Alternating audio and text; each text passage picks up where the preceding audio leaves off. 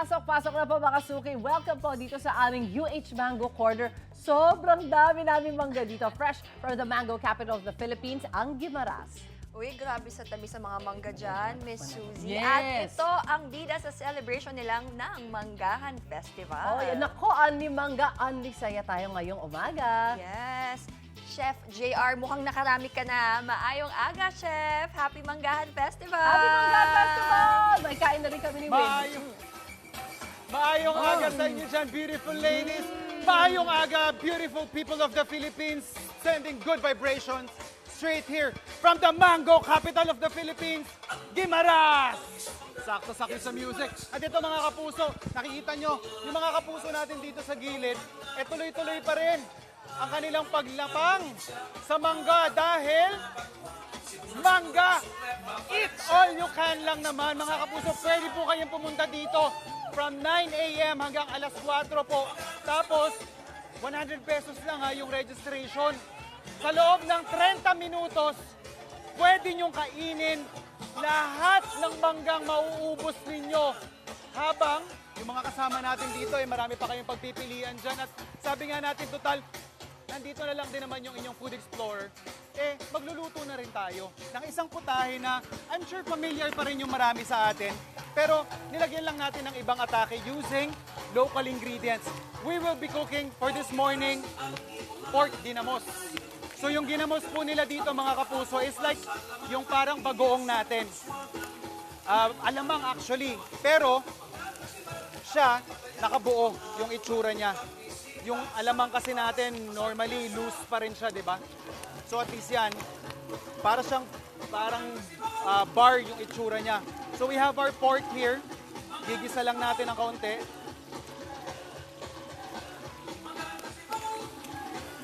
Yan. So we're just browning this. And of course, kapag pork binagoongan naman, alam naman natin, kailangan maraming panggisa yan eh. So we have here our tomatoes. Yan, dadamihan natin yung ating kamatis kasi masarap yan eh. Pero syempre, pork ginamos ito, hindi lang basta-basta pork ginamos. Kasi if you would notice, we have the aromatics, we have the protein, yung ating meat, yan, yung ating aromatics, onions, tsaka garlic, lagay na rin natin. Yung ating salt element dito ay yung ating ginamos. So isasama na rin natin yan sa gisa. Pero mamaya, yung ating special ingredient ang ilalagay dyan. Yan. For the meantime, okay na muna yan. We could always add more if we need. Magtutubig pa po yung ating kamatis dyan. Yung ating mangga, ang special ingredient for this pork recipe. So hayaan lang natin yan mag-isa. And while we're sauteing, while we're waiting for all the flavors to come together, marami pa pong ino-offer dito sa Guimaras na mga signature dishes na nila. Kagaya po nito. Ma'am, ano po yung niluluto natin? We're making shrimp taco with mango salsa today. For your salsa, ma'am, what do you have inside? I have mangoes, tomatoes, red onions, some I can see basil. some basil as well. Yes, garlic, Ah. and the hot peppers. Hot peppers. Yes. Okay. This is not your usual salsa because you're No, using basil. Exactly. Normally po kasi wansoy ang ginagamit Cilantro. for, cilantro. Pero si ma'am, ma'am, can I have a bite? Yes, absolutely. Alright, so ito po yung kanilang presentation. Shrimp tacos with mango salsa. Sounds fantastic. Shrimp perfectly cooked. Tapos na buhay with the mango sweetness and fruitiness. May konting hit ng red peppers, red chilies, winner na winner. Meron pa tayo dito mga kapuso. Good morning, sir. Yes, sir. Ano po yung pine-prepare natin? Ginagawa po natin yung Fortis Mangifera Pizza or ang Mango Pizza ng Olivia's Kitchen. Ito po, signature talaga to ng Guimaras. Yes, sir. So, punong-puno ng mangga to. Yes. Imbes na red sauce yung... We made our mango special pizza sauce. Tara sir, pwede ba nating try yung isa? Ano naman tayo?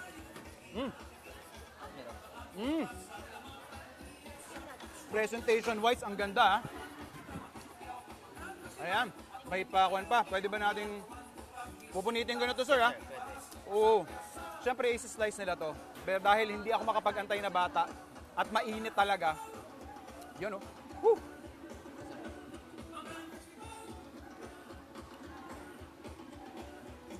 First time ko makakatikim ha, ng 4 cheese mangifera. Yes, sir. Winner. Kailangan yung kainin niya pag pumunta kayo dito. Sir, good morning. Good morning, sir. Eto si Sir, akala mo may cooking competition eh. Yan yung kanyang entry this morning. Sir, anong tawag dito? Grilled fish, With mango with salsa. mango salsa. Yun, no?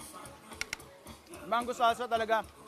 Kahit anong protein yan, mapa-pork, mapa-fish, lalong-lalo na sa seafoods, winner na winner. Champion, sir. Winner na winner. Siyempre, yung sa akin din, babalikan natin. Lapo-lapo yung fish nila dyan. Ito yung mga bagay na nagpapasarap sa trabaho natin eh. Tsaka, we always have to explore. Yan kagaya ng mga ginamos natin na ingredients. Kagaya ng sabi natin, we will be adding, I would suggest na you would put yung mangoes natin towards the end. Unless gusto mo ng medyo saucy yung pinakakalalabasan. And you can put, kagaya ng kanilang mango eat all you can dito, you can put as many as you want. Lalong-lalo na dito medyo mura yung mangga. Ayan oh. Da-dice lang natin yan. Of course, you'd wanna dice it sa chopping board for safety purposes. Yan, lalagay lang natin siya. So, imbis na maglagay tayo ng asukal, we actually substituted it with a better ingredient, yung ating ripe, sweet mangoes. So yan oh, winner na winner, grabe. Ito yung pinakamasarap sa mangga bukod sa masarap siyang lantakan pang eat all you can. Pero, pwede mo rin siyang i-pair sa mga savory dishes. Siyempre, titikman natin bago natin i-serve yan, mga kapuso. And, sa amoy pa lang, approved na ito eh. O ito mga kapuso, titikman ko na to, lalantakan ko na at patitikim natin sa mga kapuso nating girimasnon dito. Pero, wait lang po kayo, hindi pa po nagtatapos ang ating adventure dito sa Guimaras dahil may hatid pa tayong sorpresa sa inyo. Kaya tutok lang sa inyong pambansang morning show kung saan laging una ka, unang hirit. Ikaw, hindi ka pa nakasubscribe sa GMA Public Affairs YouTube channel? Bakit? Mag-subscribe ka na, dali na, para laging una ka sa mga latest kwento at balita. I-follow mo na rin ang official social media pages ng Unang Hirit. Salamat, Kapuso.